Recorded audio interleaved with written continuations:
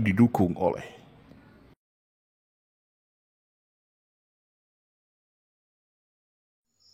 Sallallahu wasallam ala nabi sayyidina Muhammadin wa alihi wa sahbihi ajma'ina. Sallallahu wasallam ala nabi sayyidina Muhammadin wa alihi wa sahbihi ajma'ina. Assalamualaikum warahmatullahi wabarakatuh. Alhamdulillah, pada minggu pertama di bulan Ramadan 1444 Hijriah ini, kita semua masih diberikan kesempatan oleh Allah Subhanahu wa Ta'ala untuk menjalani sebagian dari aktivitas kita. Dan Masya Allah, dari sekian hamba Allah yang beraktivitas pada saat ini, ternyata Bapak Ibu hadirin semua yang terpilih oleh Allah Subhanahu wa Ta'ala untuk bisa diringankan langkahnya, dilembutkan hatinya untuk mempelajari sebagian dari tuntunan agama kita. Semoga yang saat ini sedang mendengarkan kultum dari saya, seseorang yang bukan siapa-siapa, semoga akan mendapatkan karunia Allah Subhanahu wa Ta'ala seperti yang dijanjikan oleh Rasulullah SAW, sehingga ketika tausiah singkat ini selesai, insya Allah akan mendapatkan petunjuk dan kebaikan dari Allah Subhanahu wa Ta'ala. Amin ya robbal alamin.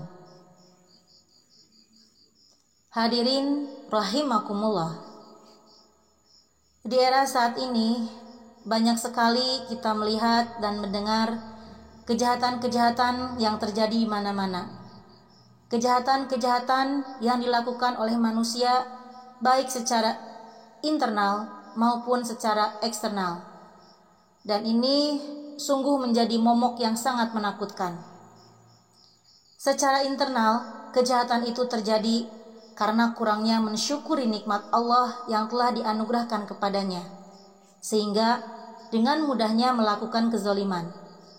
Kemudian, secara eksternal, banyak faktor yang mempengaruhi manusia yang bersifat duniawi, yang membawa manusia lengah dan menjauhi perintah-perintah Allah Subhanahu wa Ta'ala. Misalnya berupa pengaruh global, berbagai paham, ideologi, pencurian, dan lain-lain.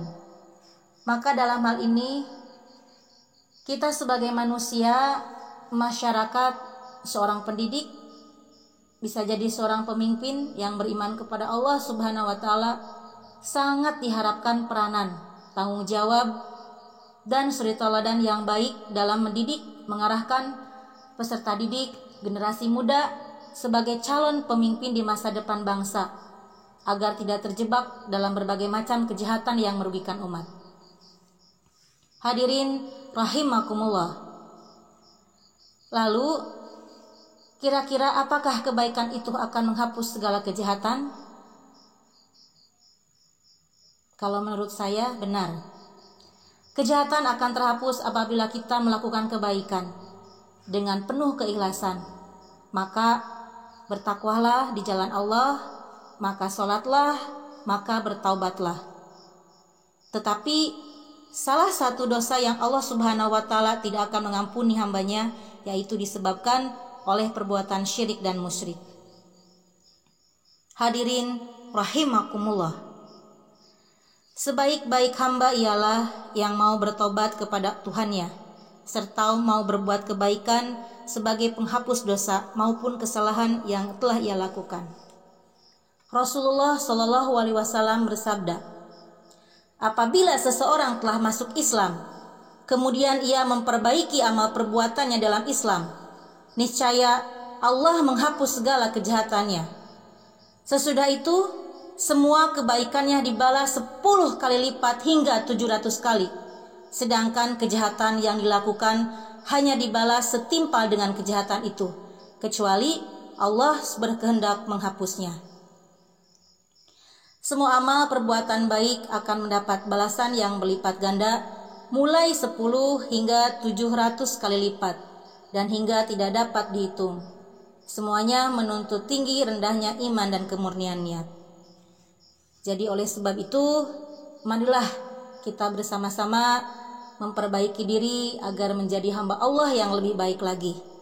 Demikianlah ceramah yang dapat saya sampaikan. Semoga dapat bermanfaat untuk kita semua. Tetap semangat. Jika ada yang baik itu datang dari Allah, jika ada yang buruk itu datang dari saya sendiri. Wabillahi taufiq wal hidayah, waridha wal inayah, wal afu minkum. Wassalamualaikum warahmatullahi wabarakatuh.